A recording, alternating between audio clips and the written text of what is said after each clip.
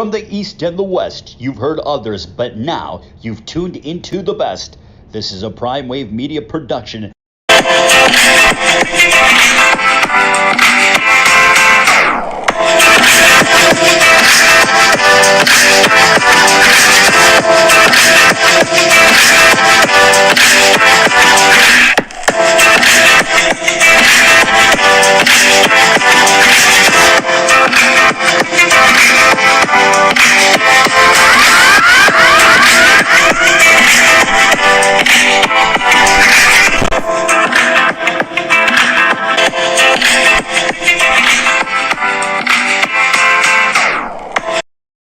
What's up, world? It's the one and only Pop DBICD Primetime Capper, and it is time for the premier sports betting show, the Primetime Angles Live, and I'm feeling good. I'm feeling great. It is Friday, and I love Fridays. I love them. I love them to death, man. I love me some Fridays. Fridays is my favorite day of the week. If you had a bad week, a week that didn't go your way, or something you was worried about all week, it always winds up these things pop up on Friday. Your mood gets a little bit better. Say, hey, you're short on some money. Somebody might come up a little bit, man. It's Friday. It's Friday. Anything can go down for you on Friday. But as I always say on Fridays, never frown. Always keep a smile on your face because it is the end of the weekend. You're headed into the weekend, so there ain't nothing to be mad about no more. Monday through Thursday, yeah, you can have the screw face all week long. But come Friday, be as happy as a kid at Disneyland. You know what I mean? So, hey, let's go ahead and jump into it. And you know what? I don't talk about college football a lot because we're not close to college football yet. But, you know, college football will be brought up a lot once we get to the fall and everything like that. And from my thing today is, can the Pac-12 produce a team for CFP after being shut out the last few seasons? When you look at the way that the Pac-12 is set up, I'm going to give you guys a good idea of the teams that would be acceptable if they were able to go undefeated this season, to be honest with you, just because this is how these old lethargic voters think, in a sense. They really only let in the teams that they feel are the elite blue bloods of teams that have been very successful in years past or over a good stretch of time and can always make a good game for them. And there's 4 teams that I single out in the Pac-12 that can do that. We got number 1, of course, USC, the Trojans, the Men of Troy, Fight On, all that good stuff. You know that they got a shelf full of national championships, a whole bunch of Heismans, all that good stuff. And as we all know, that if they have a good quarterback, that quarterback will be drafted into the NFL. Really, when will be no issues getting that guy into the league. So USC is always ready to roll. They used to be what Bama is now with Pete Carroll in the early 2000s, but now it's a little bit different because USC is not winning the war at home, bringing in the best prospects out the state of California and the best prospects all over the West Coast as well too. They really do have to go and recruit and figure it out, and they've been able to kind of flood Arizona. They've been able to kind of flood out in Arizona a little bit. They've been bringing in a lot of top guys from Arizona, but that's not like bringing in, and no offense to Arizona or anything like that, but that's not like bringing in a top guy from California. You know what I mean? The top guy from California has 20, 40 different schools chasing them around. So USC is trying to win the war at home, and once they start winning the war at home again and bringing in these in-state guys, they will be back to being a dominant force. But I think that at the end of the day, they know that they're going to have to do it with another coach. Even though Helton isn't a bad coach and he does have the respect of the team, it's going to be tough, moving forward, because he's shown that he's pretty much a coach that can get you 8 to 9 wins, but that's about it. So, USC is number 1 on the list. Number 2 on the list will probably catch you guys a little bit by surprise, but this is just because what it is at the end of the day. UCLA, if they're able to somewhat push the envelope a little bit to this year, get themselves better early and look good early, UCLA has a good opportunity to maybe sneak into the CFP simply because they're a part of that elite status of what the Pac-12 is with USC. So that's why I put UCLA second. And then third would be Oregon. Oregon, everybody knows Oregon is always fielding very good teams, even though they're not chasing all the 5 stars and everything, they wind up finding really talented players to play on their team. Oregon did win the conference title last year as well too, and Oregon's been making it their thing to win the conference title the last few years and everything like that. So Oregon has to get a lot of respect here as well too. So you can't overlook them in this conversation either. So Oregon, if they play really well this year, they're gonna schedule a big game. They already have a big game scheduled this year. If they're able to win that big non-conference game, then you're gonna have to give them a look as well too. And then last but not least, Stanford. Stanford did not play well last year, but we all know if Stanford steps up their game, they'll be right there in the mix of things as well too, because Stanford and USC have the pleasure of playing Notre Dame, and Notre Dame should be a top 3 team all season long. And these are going to be 2 of their toughest games of the year when they wind up playing Stanford and USC. So we'll see how it goes and see how it shakes out. But the Pac-12 will have to have a really good season overall for them to even consider them in the CFP this year. And they're going to have to get some monster wins as well, too. But the Pac-12 has done a good job of beating up on each other the last 5 years or so. You got bad teams that beat the good teams when they don't, when the good teams are trying to move forward and have that, that consistency, that advantage of making it to the CFP. So this is going to be fun. This is going to be different. So can the Pac-12 produce a team for the CFP? Of course, but will they be able to step up and have that dominant team this year in the Pac-12? And you know what? When it comes to game playing the Pac-12, nobody should be mad at it. But hey, you know what? You want to get one of these schools to a CFP. I think that when it comes to the Power 5, you would consider Pac-12 at least 4th in that group. And the Big 12 right now, from what I'm seeing, is literally on the edge of dissolving. And I don't think that's going to even be a conference in the next 18 months. So we'll see how it goes. We'll see how it shakes out. But Pac-12, I got my eye on you. Hopefully you guys can go ahead and make some dividends this year. So we move on to our next topic in hand, and it's about Cade Cunningham. Cade Cunningham, will he be able to make the Pistons relevant again? That's my question for most people out there looking at the draft, trying to put their draft groups together and everything like that. I don't know if you should be just handing Cade Cunningham the number 1 spot in the draft. He was impressive in college, but I felt like there were better players in college than him. But when you cut the tape on, the guy is the real deal. He's a guy that is a pass first type of guy, but he can score as well too.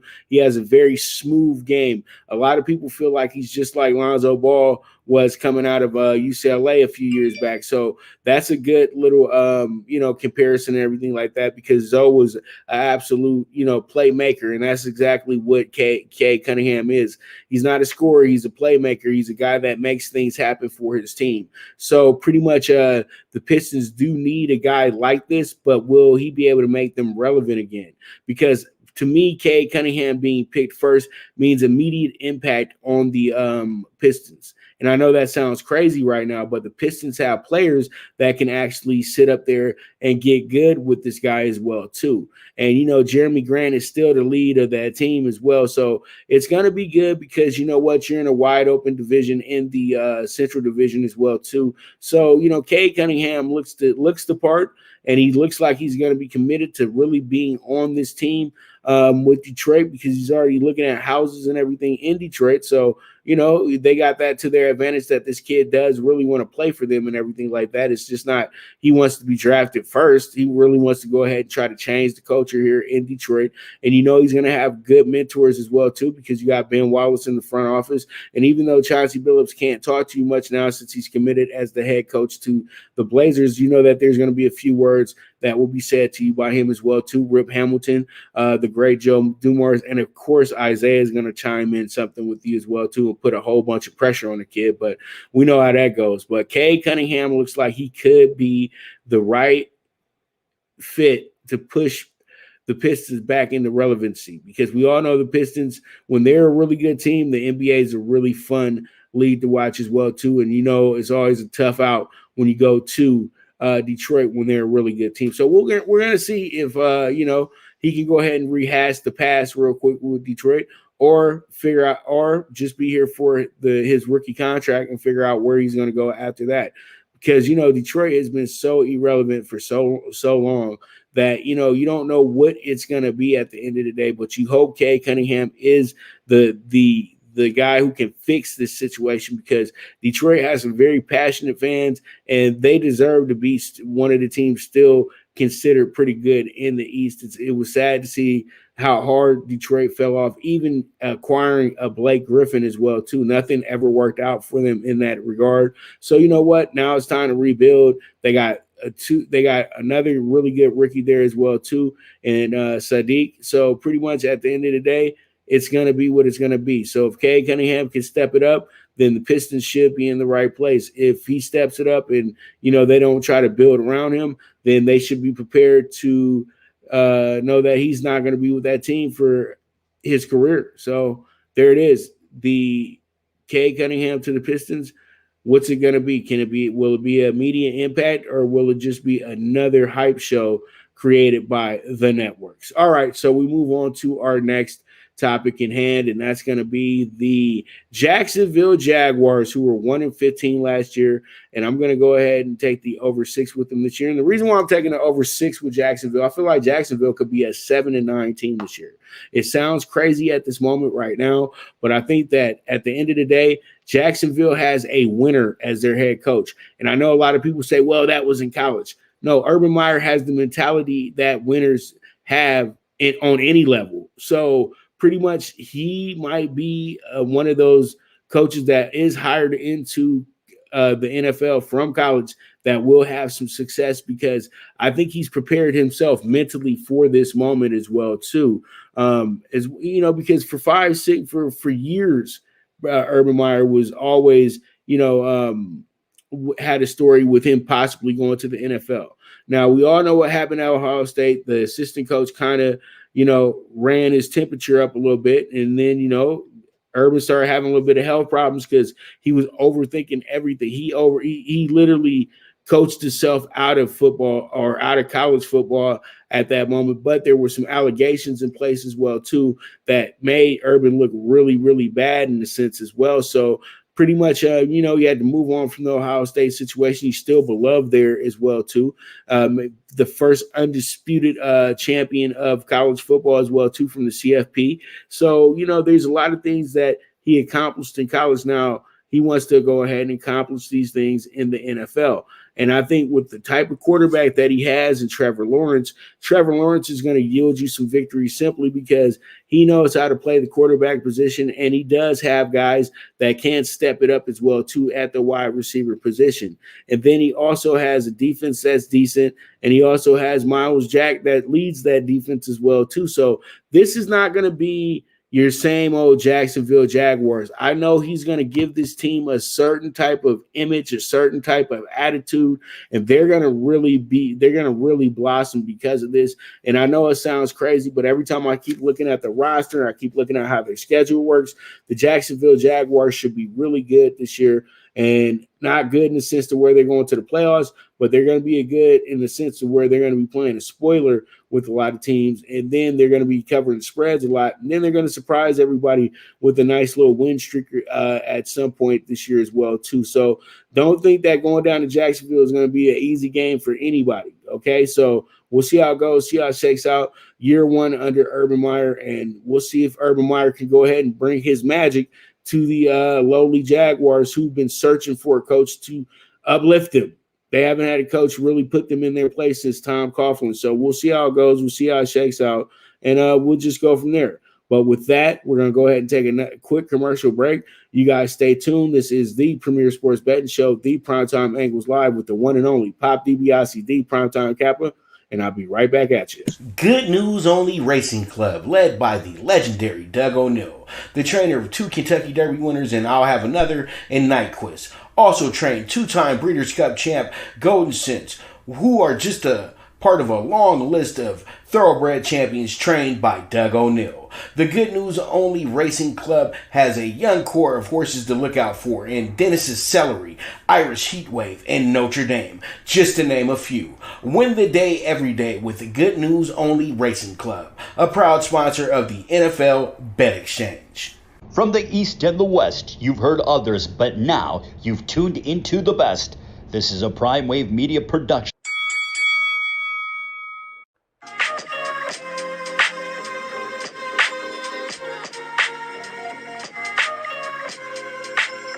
Tune into Big Wave Boxing every week with a brand new guest with the one and only Pop DiBiase, the PrimeTime Capper, getting the best boxing stories, best boxing angles, and the truth when it all comes down to the sweet science.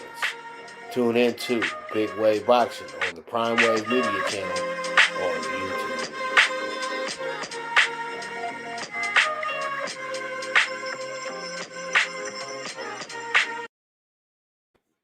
All right, we are back with the Primetime Angles Live with the one and only Pop DiBiase, the Primetime Kappa, and this is the premier sports betting show. All right, man, very disappointing last night. The Dodgers were up 1-3 going into the ninth inning, and of course, number 74, Jansen, Mr. Jansen was called, and pretty much everybody kind of gasped for air a little bit, but after he struck out the first batter, everybody had this idea in their head that possibly that he could go ahead and get a 1-2-3 bang inning. And then the same guy that hit the home run on Wednesday night, Wilmer Flores, comes up and hits a little blooper single. And so you don't think much of it. Hey, man, probably get the double play next time out. And then, Jansen goes ahead and strikes out the next guy. And then guess what happens? He loads up the bases and disaster strikes. All right, so first things first, they hit a little dribbler. They hit a little dribbler or something like that. I forgot. And they go, it's 2-3. And then what happens is that we get ourselves in the Dodgers get themselves in a situation last night where the bases, where it's 2 men on base. Dodgers are up 2-3 now. And boom, there it is. Nice little nice error by the McKinney in the outfield, and that goes ahead and yields in actually Kenley walked in the tying run, and then he proceeded to give up a 2-run double right after that. So pretty much once again the Dodgers lose because Kenley Jansen cannot hold on to the game for them. And a lot of Dodger fans got to understand that when you're playing baseball, especially when you're a closer, you're going to be on a lot, but then there's going to be a moment in time where your stuff is just not going to be there. And, pretty much it happens. And I know he's blown 3 games in a row, but at the same time, the Dodgers are still in a good position to overtake the Giants. And at the end of the day, too, the Dodgers have not been hitting the ball that well either. So, at the end of the day, there's a whole team situation going on. You can't just blame everything on Kenley, even though he did ruin 2 great performances from the night before, Julio Urias, and then Walker Buehler was absolutely outstanding last night against the Giants, and he had the face that he wanted to finish the game as well too. And when you start seeing pitchers have the face that they want to finish the game, the manager should take on with that and actually let that guy go ahead and attempt to do that.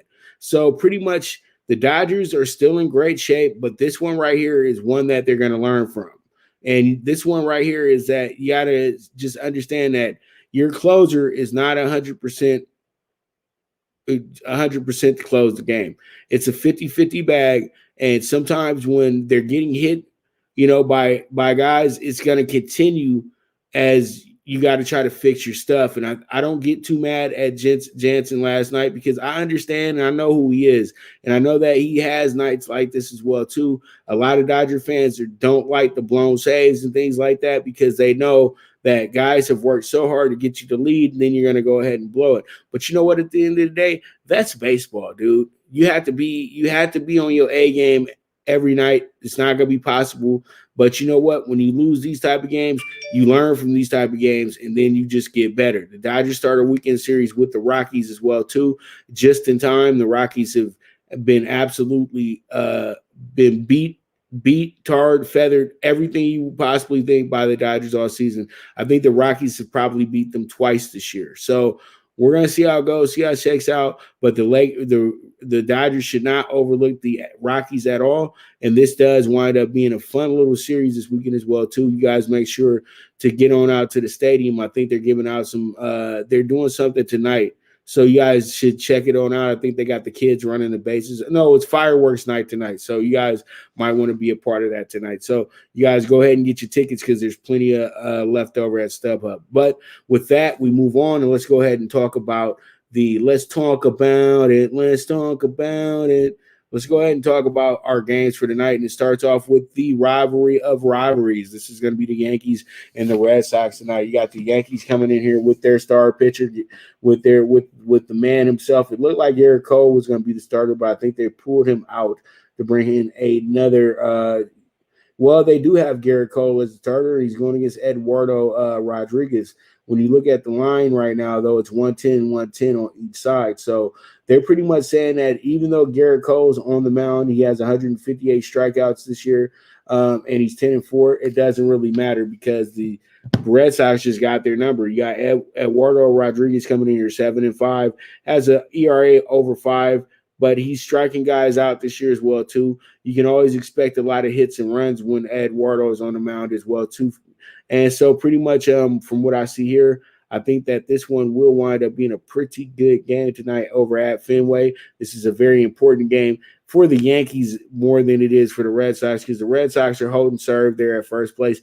Even though they got the Rays nipping at their heels, they should be fine because the Yankees aren't too far back either, but still – the Boston Red Sox got all the confidence in the world. So when they lose one, they can come bounce back and win 2 or 3 in a row. So Boston's playing dangerous right now. And the Yankees, on the other hand, are playing to try to keep things going the correct way. So pretty much when you see this one, it's going to be a game that a lot of people are going to bet today because it's Yankees Red Sox, but it's an even line. It's an over under of 8.5. So let's see how it goes, see how it shakes out. Should be a good one over at Fenway. Go get your Franks.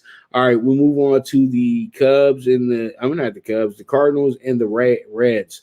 The Reds coming to this game, pretty much kind of coasting. You haven't really heard about the Reds, pretty much don't get that much love for some odd reason. But, they played the Mets all week. So that was something that was a fun little matchup, fun little series and everything like that. But now they get back down to business. They're trying to hold off the Cardinals in that second place hole right now that they're chasing Milwaukee in. And the Reds, they got a little bit of an advantage because they're going to be at home. And they've been able to do what they want against the Cardinals at home the last few years as well, too. So this is the thing with me. I think that what happens here is that you get yourself 2 teams out here that are hungry for wins. It's going to wind up being a really good game. So I like what I see with the Cardinals and Reds tonight.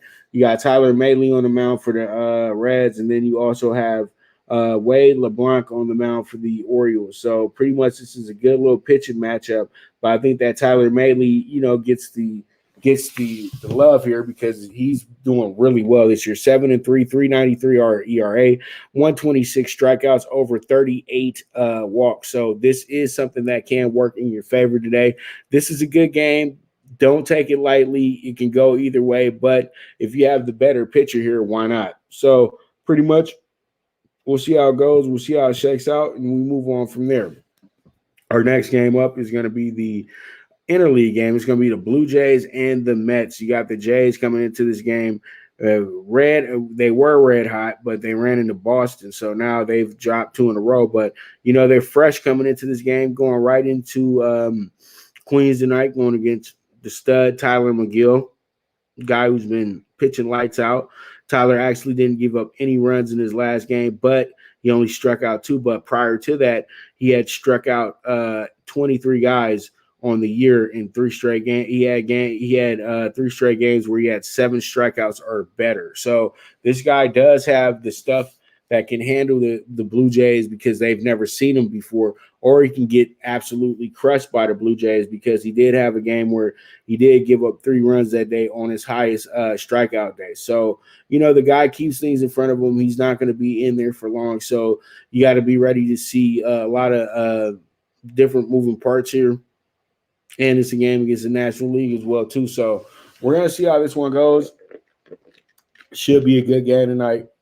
I think that you take anybody for granted here. I think Steven Matz is still a really good pitcher. Steven Matz used to play for the Mets as well, too. So, he got a little bit of revenge on his mind. So this is going to be a fun, good game. But when it comes down to hitting, the Blue Jays are the team that are winning in that category. But the Mets have the better pitching here. So it's going to even itself out. But this is going to be a really good game tonight. So we'll see how it goes. We'll see how it shakes out, and we move forward from there. We got the White Sox at the Brewers. The White Sox and Brewers coming in here with two really good records. The Brewers are over here chasing the Dodgers, the Giants, and the Padres right now, while the White Sox are sitting there in a back and forth on who's going to be the leader of the AL at the end of the year with the Red Sox. So, you got a White Sox team that's kind of coasting right now as well, too. But, they got Tony La Russa there, who's a great manager. But you got the Indians seemingly on the way to challenge for this AL Central title and everything like that. So the White Sox are in a position where they got to keep winning games or got to keep winning majority of their games. They can't get on any losing streaks or anything like that because they will get caught by the Indians. But we're going to see how this one goes and see what type of matchup and what type of team they are right now in a game like this. Would they be World Series quality? And this is a World Series type matchup because it could possibly be the Brewers and the White Sox. So, this one right here, I'm not worried about, the outcome or anything like that. I'm not worried about the small things here. I'm sorry. I'm worried about what the future may hold for both these teams, but this is going to be a hell of a series this weekend. I know a lot of people are going to be looking forward. It's in the Midwest as well, too, and it's that good old Milwaukee-Chicago situation. So, a lot of Chicago people will be there as well, too. And then we got the battle of the Lone Star State. You got the Rangers coming in here plus 190 with the Astros minus 250.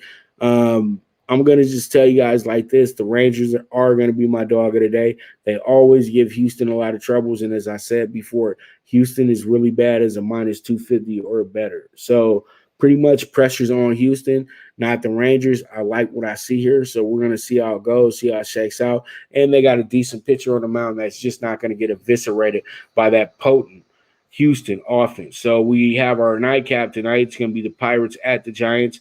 The Pirates coming in here, the can't get luck guys, but they still figure out ways to beat you.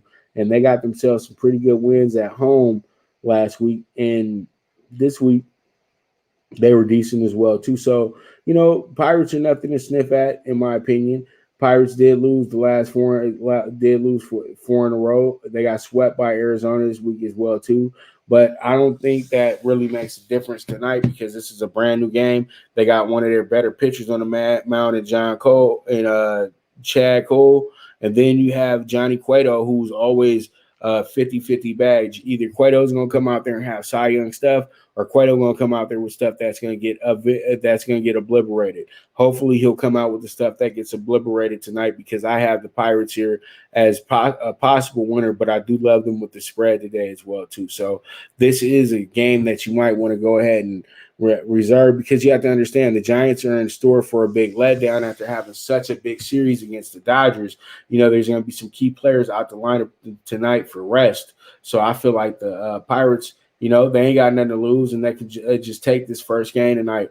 But they're going to have to work for it. So that's why I have it at plus 1.5 because I feel like them losing by one might be somewhat of a stronger bet as well, too, even though I feel they can't win this game. So, just keep it close. We still get paid. If they win the game, good, because we get paid again. If they lose the game, then, hey, it is what it is. But if we lose with the plus 1.5, we still getting paid. So, hey, there it is. Pirates at San Francisco. So, with that, I'm going to go ahead and be right back with the Primetime Angles Live with the one and only Pop DiBiase, the Primetime Capper. Now you and your friends can compete in the sport of kings and win big with Stable Duel. Get the app, pick your horses, and get in on the thrill of horse racing with daily games competing against other players. Bring home the glory and the cash and move up the annual leaderboard while you leave your competition in the dust. Get in the game with Stable Duel. Play, race, win. Good News Only Racing Club, led by the legendary Doug O'Neill, the trainer of 2 Kentucky Derby winners, and I'll have another in Nyquist. Also trained 2-time Breeders' Cup champ Golden Sense, who are just a part of a long list of thoroughbred champions trained by Doug O'Neill. The Good News Only Racing Club has a young core of horses to look out for in Dennis's Celery, Irish Heatwave, and Notre Dame, just to name a few. Win the day every day with the Good News Only Racing Club, a proud sponsor of the NFL Bet Exchange. All right, we're back with the premier sports betting show, the Primetime Angles Live, with the one and only Pop DiBiase, the Primetime Capper. And pretty much we have horsing around on today as well too, so that'll be coming up in the next 30 minutes or so you guys make sure to tune in for that. And also I'm going to be doing a segment with Gino B on his horse racing show for Stable Duel as well too, at about 2:30 this afternoon Pacific time, 5:30 back east as well. So you guys tune in to Gino. He starts everything at 5 o'clock. But I'll be with Gino Bacola today, talking some my best bets and everything like that. So make sure to tune in for that, and we keep it moving forward from there. And where are we at? We're gonna go ahead and we're gonna talk about Talkin Tickets and see who's on our pick six tonight and how our pick six is going to work tonight. So pretty much what I'm looking at right now, we got a 74-1 ticket. I got the Yankees with the money line plus 100. I also have the Reds with the minus 105 tonight. Also have the under 8.5 with the Blue Jays and the Mets. I have the over 7.5 with the White Sox and the Brewers. My dog of the day is going to be the Rangers, who were plus 170 when I put the bet in, but now they're inching up towards the 200 area. So you guys need to go ahead and jump on that now, because I think that they are a very, very live dog going against their arch rival of sorts in the Astros. So we'll see how it goes. We'll see how it shakes out, but I love the Rangers today. And the Pirates, I would have put them as another dog bet, but I think that we're going to go ahead and try to just keep this thing close.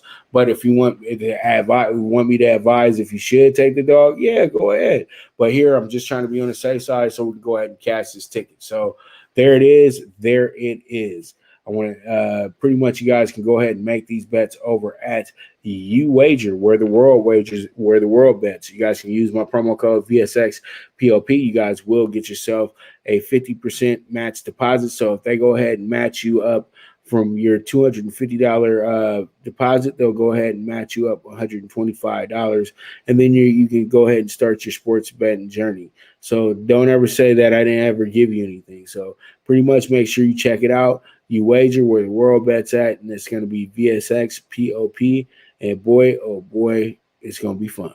You know what I mean? So pretty much with that, I want to thank you guys so much for tuning in. We're about to get this weekend started as well too. I look very forward to it. Need some rest, as you guys were saying earlier. So pretty much I'm on my way into I'm gonna just relax this weekend and everything, watch a lot of sports. So I thank you guys so much for that, and it's gonna be pretty fun. And we got Delmar all weekend as well, so that'll keep me entertained. But you guys make sure you tune into Horsing Around. It's going to be a lot of fun today. I got a lot of good horses for you in an 8-race card that starts at 4 o'clock this afternoon. But as I always say, if you got a hunch, bet a bunch. If you bet with your heart, you got to bet with your head, not with your heart. And then the movement is moving. So it's Friday, and I'm feeling good. I'm feeling great, as I said before. I hope you guys are feeling the same. Make sure you're not frowning because it is Friday. And you know what? With that, I'll be back to you guys next week. Not this coming week, but the first week of August. I'll be back because I'm taking a little vacation here next week just to give myself some time to reset and everything like that. And, pretty much I don't have any other physical, obligations where I'm going. So I'm going to be good. I'm going to be up there really trying to get my cap on. Okay, so pretty much it is what it is at the end of the day. I thank you guys so much once again for tuning in. And like I said before, I'll be back Monday, and let's go ahead and the Monday after, and let's go ahead and do it again. So, pretty much that's what it is. So with that, I am gone.